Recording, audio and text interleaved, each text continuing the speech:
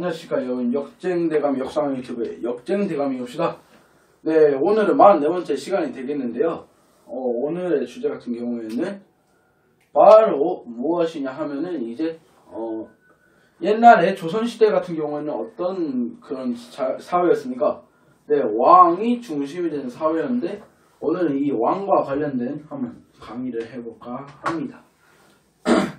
자, 이 왕이라는 그런 체제는 삼국시대 때부터 본격적으로 유지가 된대요. 그렇다면 이제 그 이전에, 그러니까 쉽게 말해서 신모세가 시작됐던 청동기 시대 때부터는 이제 우리가 어떤 식으로 유지가 됐었느냐 한번 살펴보도록 하겠습니다. 자, 우리 이제 여기서 세 가지의 단계를 알아볼 수 있는데요. 자, 첫 번째는 군장국가입니다. 군장국가. 두 번째는 부조, 연맹, 왕국. 그리고 세 번째가 우리가 흔히 알고 있는 왕이 중심이 되는 그런 정치가 되겠습니다. 자, 그럼 우선은 첫 번째 군장국가부터 알아볼까 하는데요. 청동기 시대 때는 바로 군장국가였습니다. 군장국가가 어떤 건지 그림을 간략하게 설명하자면요. 자, 이렇게 A, B, C라는 부족이 있으면은 이제 얘네가 그냥 이렇게 자기네들 구역을 따라 다스리고 그 대신에 나라의 이름만 주로 썼던 것이 바로 이 군장국가가 되겠습니다. 자, 대표적인 예가 뭐가 되겠냐면은 이제 삼국시대 생기기 이전에 그 이전의 시대에 있지 않습니까? 이제 그러니까 지도를 그리자면은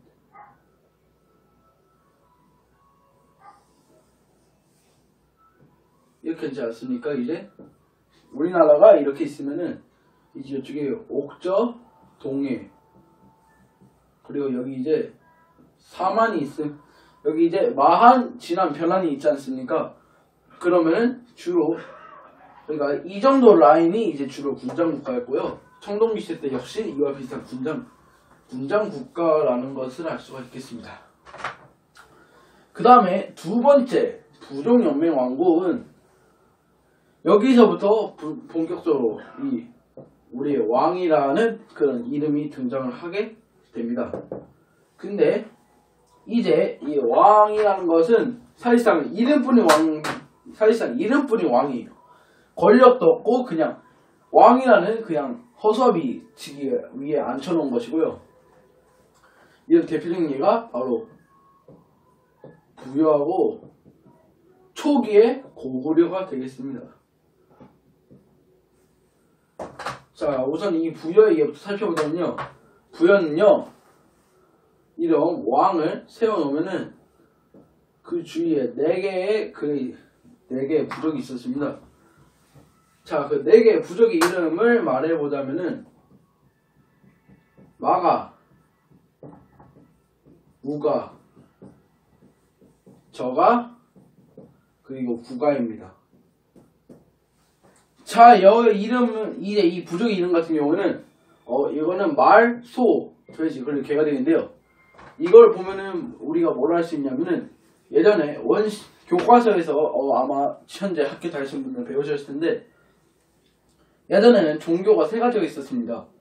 애니미즘, 토테미즘, 그리고 이제 하나가 더 있죠. 근데 이제 우리가 이제 이 마가, 우가, 저가, 구가는 그 중에서도 이제 이 토테미즘에 속하는 그런 것이라는 걸 알면 되고요. 부여는 왕의 직위가 너무 약했어요. 얼마나 약했냐면은 왕이 전쟁에 나서 지잖아요. 아니면은 그 나라에 흉년이 들면요, 이제 그 내 가드끼리 회의를 해요. 그리고 참고로 말씀드리자면 이 가는 이제 이 가짜를 쓰는데 우두머리 가짜라는 걸 알아주시면 되겠고요. 이제 이 가짜들 같은 경우에는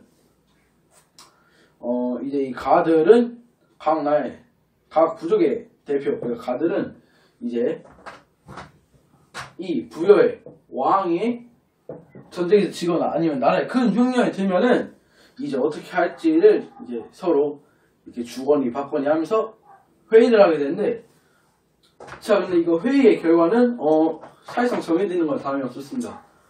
왕을 쫓아내거나 아니면 왕을 죽여버리는 것.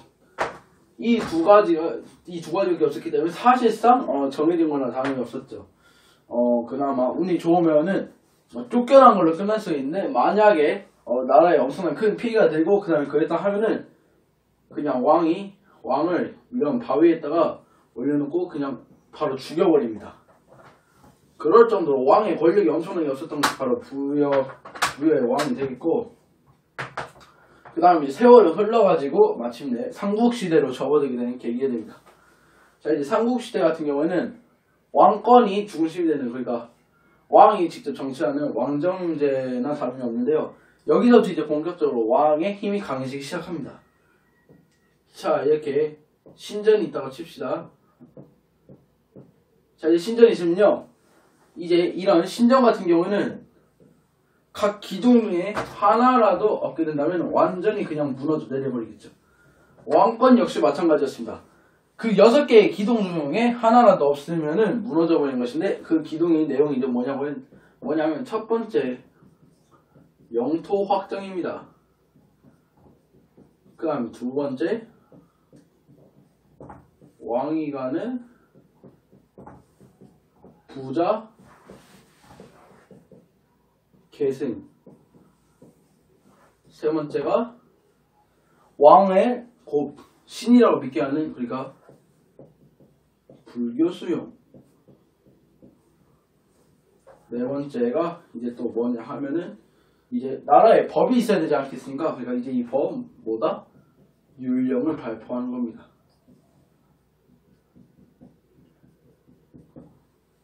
그 다음에 이제 다섯 번째 뭐냐 하면은 이제는 했잖아요. 그럼 이제 관등 제도를 정비하고, 마지막 여섯 번째 이 관등에 올라갈 관료들을 정리하는 것. 이제 이 총 6가지로 이제 이루어져 있는 것이 바로 왕권의 주요 내용이라고 볼 수 있겠는데요. 지금도 삼국시대에서 이것들을 다 이룬 왕들의 경우들 알아보도록 하겠습니다. 자, 우선 고구려, 그 다음에 백제, 신라,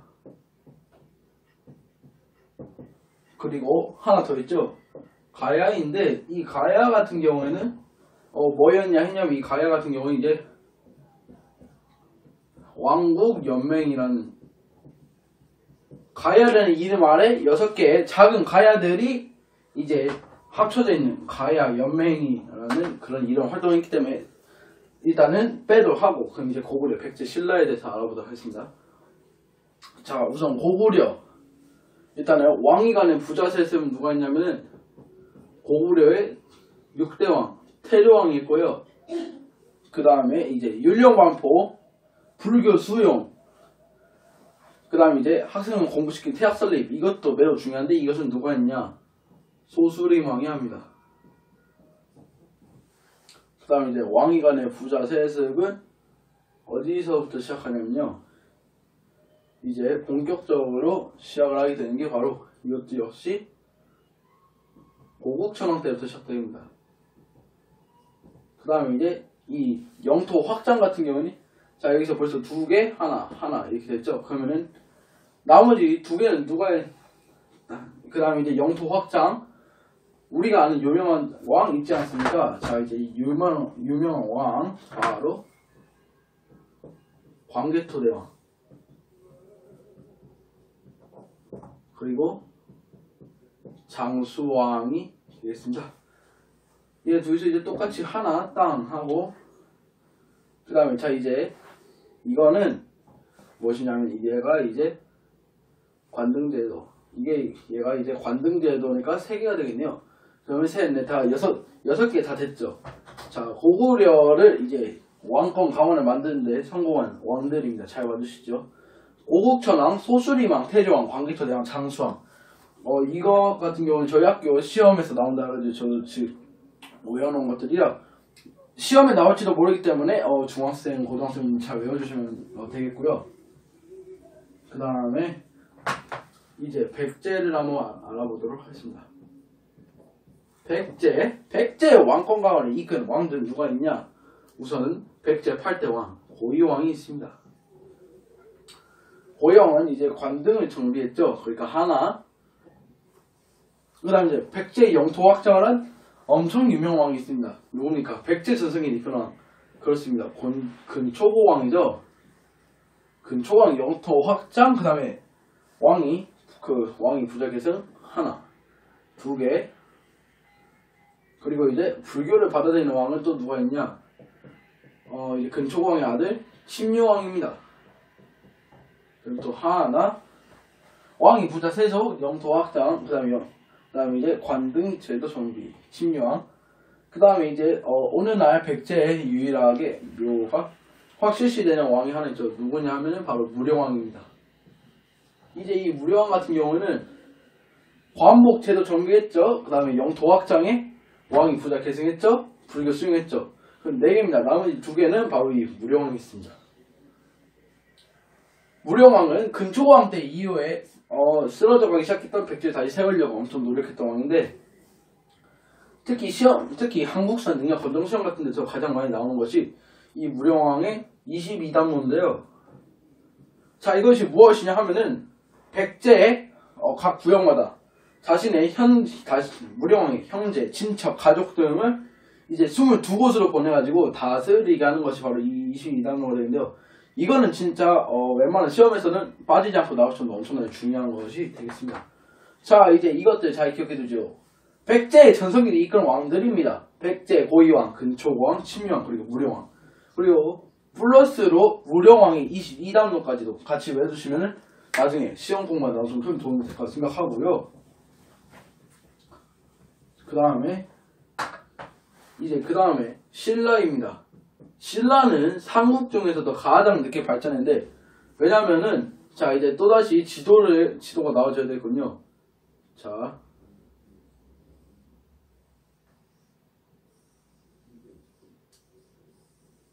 이제 지도가 있고요.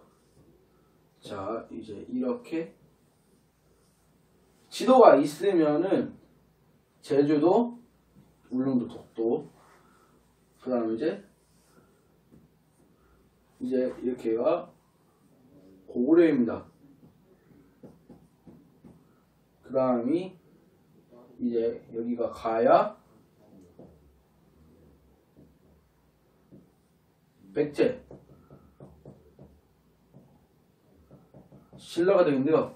왜냐면은 신라는요, 일단 주위에 산이 너무 많아요. 산이 너무 많고, 그 다음에 이제 삼국시대 전성기를 이끈 나라들은 주로 어떤 것들을 위주로 해가지고 이제 했냐? 바로 이 백제에 있는 백제 수도 한성 근처에 있는 이 한강을 차지한 자가 곧 삼국의 전성기를 맞이하는 것이었죠. 근데 이 신라 같은 경우는 우선 산으로 빼곡히 둘러싸여 있는 데다가, 그 다음에 이제 거의 수도가요, 보통은 백제 같은 데는 약간 중심 쪽에 있고, 고구려도 이제 평양에서 거의 뭐 중심 쪽인데, 신라는 경주예요. 바로 옆에 다 했어요. 거기다가 이제 바다로 갈 수 있는 길은 거의 없고, 그러다 보니까 이제 신라는 삼국 중에서도 맨 마지막에 퍼스트, 세컨드, 그 다음에 서드, 마지막에 신라가 삼국의 이 전성기들을 맞이하게 된 것이고, 그러다 보니까 신라는 툭하면은 여기 가야 백제, 그리고 여기에는 이 일본한테도 툭하면 계속 맞고 다니는, 한마디로 동네 뒷북이었습니다. 근데 이제 이 신라도 고구려가 이제 관등을 정비한 지는 100년 뒤, 그러니까 백제가 관등을 정비한 지 약 200년 정도 뒤에 이제 신라도 본격적으로 정비하기 시작하는데요. 자, 우선은 어떻게 되냐 하면은, 이거는 그때 당시 들어서 가장 빨리 했기 때문에, 일단은 신라 같은 경우는 웬만한 거는 다 네모나게 했어요. 사실상 신라도 이 네모난 이전까지는 3명의 성씨가 돌아가면서 하는 건 마찬가지였군요. 자, 누구냐 하면은 박석김, 박씨, 석씨, 김씨가 이제 이 3명이서 돌고 또 돌고 이렇게 셋이서 빙글빙글 돌아가면서 왕을 했었는데, 이제 이거 그만하고 이제 네모랑이 어떻게 하냐면, 야, 우리 지금 이렇게 셋이서 계속 하니까 우리가 지금 왕권 강화를 못하고 아직도 그렇게 주변 나한테 맞고 다니는 거 아니냐. 우리도 이제부터 왕을 하나 한다면서, 자, 이제 김씨를 본격적인 왕으로 세우게 됩니다. 그리고 이제 이 네모랑이 사실상 거의 모든 것들을 다 한 것인데요. 왕이 부자 생소, 그 다음에 이제 관등정비, 관료 체제, 웬만한 건 다 네모랑인데 마지막에 정복 전쟁은 누가 한다? 훗날 진흥왕이 하게 됩니다. 그 다음에 이제 불교는 어디서 수용을 하냐? 버프왕. 진흥왕은 바로 이전의 왕이죠. 버프왕이 합니다. 왜 버프왕이 이름이 버프왕인지 아시는 분 계신가요? 이게 뭐냐면 법이 이제 불법입니다. 불법을 흥하게 하는 왕.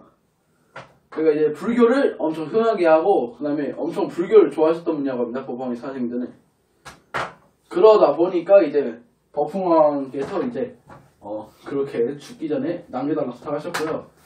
여담으로 신라의 저승 얘기 나온 김에 신라에 관한 재밌는 얘기를 하나 하도록 하겠습니다. 지증왕 같은 경우에는요, 진짜 덩치가 엄청나게 커가지고 안에 찾는 게 쉽지 않았다고 합니다. 키가 거의 뭐 2m가 훌쩍 넘고 올라갈 정도로 키가 엄청나게 큰 그런 분이셨는데, 그렇기 때문에 여자들 보면 어떻게 했어요? 무섭겠죠. 덩치는 큰데 키는 너무 높아요. 무슨 거인을 보는 것만 같아. 그러니까 이제 여자들은 다 도망가는데, 어느 날 이제 그 산책을 나왔다가 엄청난 크기의 그 대변을 본 거예요. 그러니까 이제 신하들 시켜줘. 야, 이거 누구의 것이냐? 내 아내 하면 괜찮을 것 같다. 그러니까 이제 이제 상대등의 딸이 이제 그 모량리에서 빨래를 하다가 이제 너무 급해가지고 넣었는데, 이제 가보니까 실제로 이자하고도 9척 정도가 더 크다라는 것이죠. 그러니까 이제 약 2m, 3m 정도의 이제 60cm, 그러니까 거의 한 2m 60 그 정도 된다라고 하니까, 그러니까 이제 지정왕이 만나고서 둘이 또 첫눈에 빠져서 이제 결혼했는데, 이제 그 다음 왕이 바로 버프왕인데요. 지정왕 같은 경우에도 이제 본격적으로 이제 걸음을 삼국에서 아마 최초 사용한 왕이 바로 지증왕이 되겠고요. 지증왕이 걸음을 최초 사용했고, 그 다음에 소를 이용해가지고 농사하는, 조선시대에서 많이 봤던 그런 우경 있지 않습니까? 소로 농사를 지는 거, 그런 것도 역시 지증왕이 먼저 시작했습니다. 그리고 진흥왕 때를 마지막으로 이제 6개 다 이루고 나서, 그 다음에 이제 선덕여왕, 진덕여왕, 그 다음에 우리가 알고 있는 김춘추, 태종, 우열왕, 그리고 이제 문무왕이 이르러서 삼국은 마침내 하나가 됩니다. 다시. 어찌 보면은 주인공 맨 마지막에 나온다는 말이 있지 않습니까? 그러다 보니까 어쩌면은 신라가 삼국 통일의 주연이었기 때문에 가장 마지막에 발전기를 이끌 수 있었던 건 아닌지라고 생각을 할 정도로 말입니다. 자, 일단은 오늘은 저의 강의 끝이 났고요. 그 다음에 제가 말씀드린 관복체제, 관료 정비, 그 다음에 왕토, 왕권 강화를 일으키는 이 6가지, 불교, 반복, 율령, 그 다음에 이제 관복, 관료, 부자 상소, 그리고 마지막으로 이제 영토 확장, 이 6가지 시험에 나올 확률이 높으니까요. 잘 기억해 주시면 고맙겠고요. 자, 그 다음에 이제 구독과 좋아요 한 번씩 부탁드리겠고, 댓글도 많이 달아주시면 감사하겠습니다. 그리고 저희 강의는 이제 끝날 테니까 다음 시간 45회차에서 볼까 합니다. 여러분, 네, 안녕히 계십시오.